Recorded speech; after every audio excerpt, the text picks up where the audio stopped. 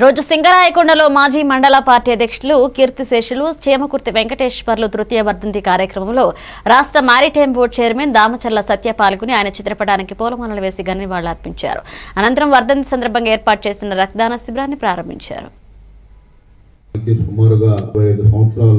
అనుబంధం మా పెద్ద ఆయన మొదటిసారిగా ఇక్కడ ఎమ్మెల్యేగా పోటీ చేసినప్పుడు నాన్నగారు పూర్ణచంద్రరావు గారు బాగా ఎంకరేజ్ చేసి ఈ మండలంలో ఒక మంచి నాయకుడిగా తయారు చేసి ఆయన కూడా మండలంలో కూడా ఒక మంచి పేరు సంపాదించుకున్న వ్యక్తి మన చేమకుర్తి వెంకటేశ్వర గారు అని కూడా చట్టపడ్డ నాయకులందరినీ ఈ రోజు మీరు చూస్తా ఉన్నారు.